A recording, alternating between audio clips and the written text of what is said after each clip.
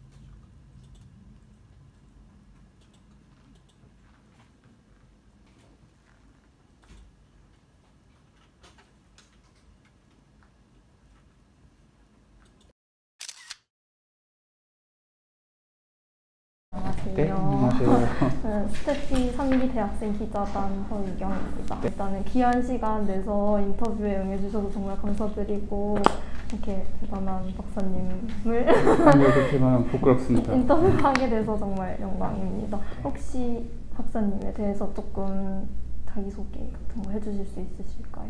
네, 저는 스태피에서 지금 찾아오신 것 같이 미래 연구를 좀 오랫동안 했어요. 미래 연구는 지금 올해 13년 차를 하고 있어요. 근데 제가 거의 초기 단계부터 이제 연구진을 합류해서 지금까지 쭉 해오고 있습니다. 관련해서 그에 대한 중요성이라든지 필요성에 대해서 저도 많이 인식하고 있고 그거를 원내외로 좀 널리 알리고 있다고 볼 수가 있겠습니다. 그리고 그 이외에 이제 저런 미래 연구와 굉장히 긴밀한 좀 최신 트렌드라든지 글로벌 트렌드 연구라든지 관련된 신기술, 위험성에 대한 연구, 극단적 사건에 대한 연구라든지 안보 관련된 것도 하고 있습니다. 네, 감사합니다. 그러면은 이제 본격적으로 인터뷰를 시작을 해볼게요. 네. 첫 번째로 여쭙고 싶은 것은 이제 미래 연구를 하는 이유나 미래 연구의 필요성이 무엇인지에 대해서 먼저 여쭤보고 싶습니다. 네. 그러니까 미래는 이제 한마디로 정의하자면 불확실한 거잖아요. 정해지지 않았고 그리고 어떻게 될지 모르고 그래서 그 변화의 속도가 과거에 훨씬 더 빨라졌고 그 융합됨으로써 그 우리가 바라봐야 하고 전망해야 하는 그러한 도전의 성격도 질적으로 달라졌다. 따라서 과거와 달리 좀 그 임팩트가 너무나 커졌기 때문에 그것이 미치는 파급력을 어느 정도는 대비하고 있어야 되고 그에 대한 시나리오를 준비하고 있어야 된다. 그리고 또 중요한 점은 이제 미래 연구는 흥미롭게도 주로 선진국에서 많이 하고 있어요. 그만 다시 말하자면 굉장히 사회가 고도화될수록 시스템화될수록 그거에 대해서 복잡화될수록 이에 대한 위험성, 그다음 관리에 대한 그런 성격도 영역도 넓어진 거거든요. 그렇기 때문에 그거에 대해서 대비해야 될 필요성이 그만큼 커지는 거죠.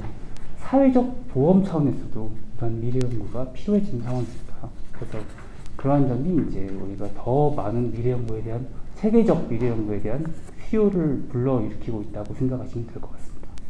그러면은 이제 미래 연구랑 정책 연구가 조금 다른 점이 있다고 들었는데 네. 혹시 이게 어떻게 다른 건지 설명을 좀 해주실 수 있으실까요?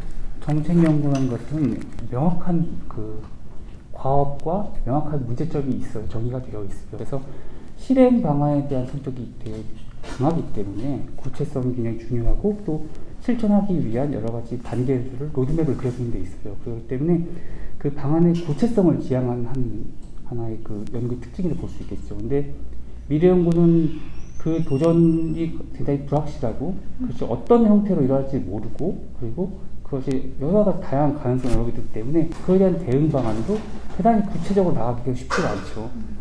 다만 정책 연구는 명확한 문제의식과 명확한 문제점을 진단을 하고 출발하기 때문에 그거를 해결하기 위한 구체성과 함께 달리 미래 연구는 일어나지 않은 발생 가능성이 여러 가지 다 열리기 때문에 모든 가능성을 열어두고 어떠한 미래상이 펼쳐질 수 있다는 것인가 하니까 다양한 시나리오들을 다 제시를 하는 데 있어요.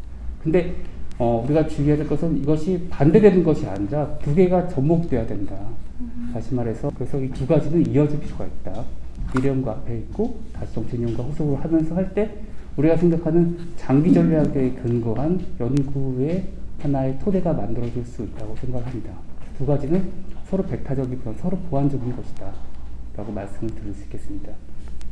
어떤 점이 이제 미래 연구를 하게 하는 원동력이 되는지에 대해서 여쭙고 싶습니다. 네, 저는 미래 연구를 처음에 하게 된 것은 일종의 뭐 운명과도 같았다고 볼 수 있겠죠. 근데 다만 거기서 이제 그것을 지속하게 있었던 거는 뭐 고백을 하자면 저는 석사 학위가 외교사를 전공을 했어요. 그러니까 역사 쪽이에요. 그러니까 어떻게 보면 굉장히 반대쪽에 있죠. 그래서 처음에 제가 미래 연구를 봤을 때 이게 좀 우리가 보통 역사학 연구를 할 때 대단히 엄밀하게 사료를 검토를 하고 그거에 대해서 해석을 하는 거에 대해서 굉장히 주의를 하는데 하물며 이런 근거도 없이 이렇게 마음대로 10년, 20년, 30년을 어떻게 저렇게 쉬운 말로 질러댈 수가 있을까. 그래서 한 처음 2, 3년 동안은 좀 그거에 대해서 어쩔 수 없이 제가 해야 하는 상황이었지만 별로 동의가 되지 않았어요. 그럼에도 불구하고 미래는 누구나 다 그 장기적인 전망을 쉽게 하고 싶어 하지 않죠. 책임을 지고 싶지 않고 그 다음에 어떻게 될지 모르니까. 근데 그럼에도 불구하고 누군가는 그러한 도전적인 문제에 대해서 대담하게 얘기를 할 수 있어야 되고 장기적인 여러 가지 가능한 미래의 가능성과 시나리오에 대해서도 제시를 해줄 수 있어야 된다. 그러니까 그것이 혹시 틀릴까봐 혹은 자료가 준비되어 있지 않다고 해서 이것을 모두가 다 조심스레 한다면은 그거에 대해서 그려나갈 수 있는 발전적인 발걸음을 우리가 할 수 없을 것이다.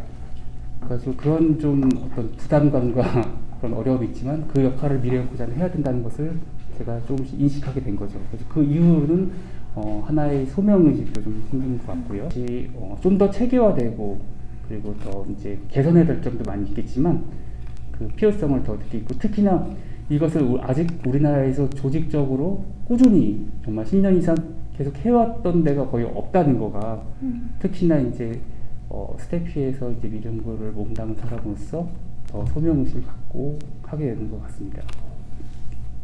미래 연구는 이제 보통 어떤 방식으로 진행이 되는지 네. 혹시 알려주실 수 있을까요? 그러니까 무엇을 내가 연구하냐에 따라서 방법론은 달라질 수가 있어요.